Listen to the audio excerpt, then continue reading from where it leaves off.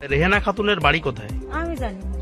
আমরা তখন এটা তো আমরা কি জানি তখন হয়তো আমার বাবার বাড়ি ওই দিকে। আচ্ছা, এই রেহেনা খাতুনের দেখা এখানে জমি কিনেছি এই 1 বছর হয়নি। রেহেনা খাতুনের দেখা যাচ্ছে বাংলাদেশে পাসপোর্ট রয়েছে, আর এদেশেও তিনি ভোটার কার্ড রয়েছে, আধার কার্ড রয়েছে, জমির দলিল রয়েছে। আমি ওইসব জানি না। রেহেনা খাতুন কোথায় বাড়ি এনার? আমি চিনি না, আমি জানিও না, আমি চিনি না। রেহেনা খাতুন কি বাংলাদেশি?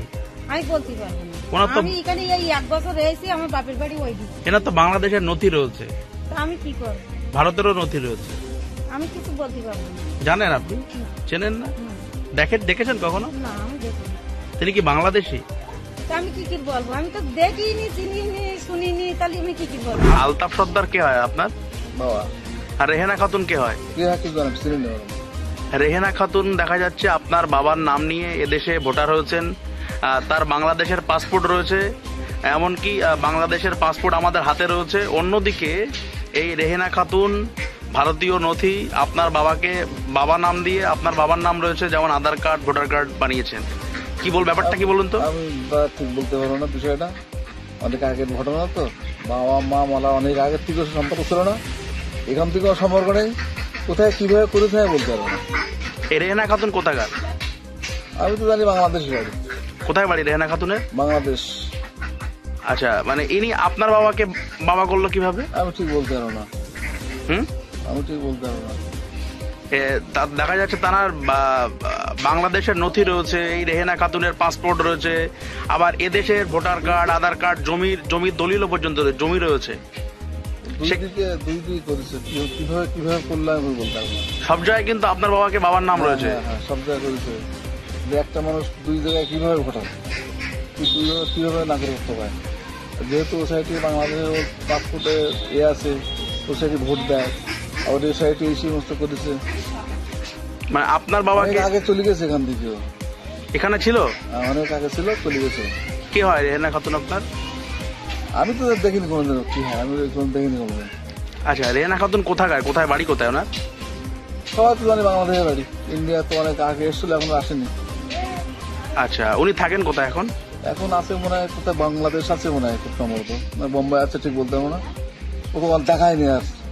আচ্ছা, ওনার বাংলাদেশে পাসপোর্ট রয়েছে আর ভারতের আধার কার্ড, ভোটার কার্ড, জমির দলিল, সেখানে আপনার বাবাকে বাবা সাজিয়েছে। আপনি কোথাও অভিযোগ জানাবেন?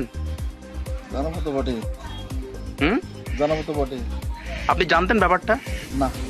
আপনার এই বুথের একজন ভোটার রেহেনা খাতুন, পিতা হচ্ছে আলতাফ সর্দার, লেখা রয়েছে এদেশের ডকুমেন্টসে। আবার বাংলাদেশে এই রেহেনা খাতুনের একটা পাসপোর্ট রয়েছে, সেটা আমাদের হাতে রয়েছে। আপনি বিএলও, ব্যাপারটা কি বলুন তো, কি জানেন?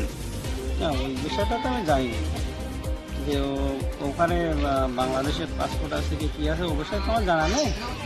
এখন সবাই ফর্ম নিচ্ছে, আমি সবাইকে ফর্ম দিচ্ছি, এই বিষয়ে। আচ্ছা, এই যে রেহেনা খাতুন পিতা আলতাফ সর্দার রয়েছে, ইনি কি আপনার কাছে এসআইআর এর ফর্ম জমা দিয়েছেন? অনেকেই তো দিচ্ছে, ওইটা আমি স্মরণ করতে পারছি না। 1319 ভোটার আমার, ওটা আমাকে দেখতে হবে একটু। আচ্ছা, রেহেনা খাতুনের বাংলাদেশের আপনার বুথের ভোটার, তার বাংলাদেশের পাসপোর্ট রয়েছেন, এটা কি আপনি সংশ্লিষ্ট আধিকারিকদের জানাবেন, উচ্চপদস্থ? বিষয়টা আমি যতক্ষণ না দেখবো নিজে, আমি তো বলতে পারছি না তার বাড়ি বাংলাদেশের পাসপোর্ট আছে কি আছে। আমি যতক্ষণ না দেখবো ততক্ষণ আমি তো বলতে পারছি না বিষয়টা। দেখুন, কে কোথায় কিভাবে আসছে এই বিষয়টা আমার জানা নেই, আমি খোঁজখবর নেব। আর সর্বোপরি একটা কথা বলি, অনুপ্রবেশের দায় কেন্দ্রীয় স্বরাষ্ট্র দপ্তরে, কেন্দ্রীয় সরকারকে এই দায়টা নিতে হবে।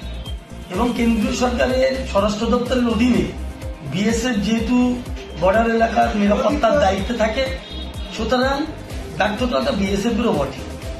আর সে এখানকার যে ভোটার, যে কথাটা বলছেন, ভোটার তালিকায় নাম তোলে ইলেকশন কমিশন অফ ইন্ডিয়া, তাদের কাছে জিজ্ঞাসা করলে ভালো উত্তর দিতে পারবে। আর সর্বোপরি কথা, এইসব বিজেপির বাতেলা বুজুর্গি, এইসব কথা, বিজেপির এইসব কথা খাটবে না। আগামী 2026 সালের বিধানসভা নির্বাচনে চতুর্থবারের জন্য মাননীয় মুখ্যমন্ত্রী মমতা বন্দ্যোপাধ্যায় বিপুল ম্যান্ডেট নিয়ে পশ্চিমবাংলায় ক্ষমতা আসবে, তখন বিজেপির বড় বড় কথা থাকবে না, বিজেপির এইসব নেতারা পলায়ন করবে। রাজ্যের মুখ্যমন্ত্রী মমতা বন্দ্যোপাধ্যায় এবং সাথে তৃণমূল বারবার অভিযোগ করছিল যে বিজেপি শাসিত রাজ্যগুলো থেকে বাঙালিদেরকে তাড়িয়ে দেওয়া হচ্ছে। তো সেই জন্য আমরা এখন যে অভিযোগটা পাচ্ছি, দেখুন, বাংলাদেশের পাসপোর্ট হোল্ডার রেহেনা খাতুন, তার বাংলাদেশে ঢাকা থেকে পাসপোর্ট বানানো এই রেহেনা খাতুন, যার পুরোপুরি পাসপোর্ট এখানে আছে, তিনি বাংলাদেশ থেকে পাসপোর্ট বানিয়ে এদেশে এসছেন। 2022 সাল পর্যন্ত তার পাসপোর্টের মেয়াদ ছিল। তিনি এদেশে এসে রেহেনা খাতুন নামে বিথারি দরকান্দার 86 নম্বর বুথে, তার ক্রমিক সংখ্যা হলো 880, তিনি এখানকার ভোটার।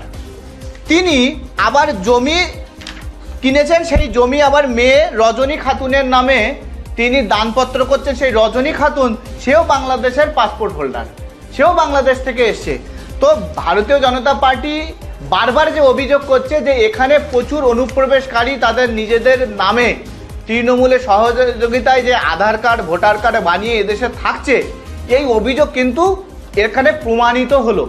এবং আমরা বারবার যেটা বলছি যে এসআইআর এর প্রয়োজন আছে। এই ধরনের অনুপ্রবেশকারীরা ভারতীয়দের খাবার বসে এখানে খাচ্ছে, তো তাদেরকে যে বিতাড়িত করতে হবে এই দেশ থেকে ডিটেক্ট করে, সেই এসআইআর কিন্তু যে সফল সেটাও কিন্তু এই অভিযোগ প্রমাণ করে দেয়।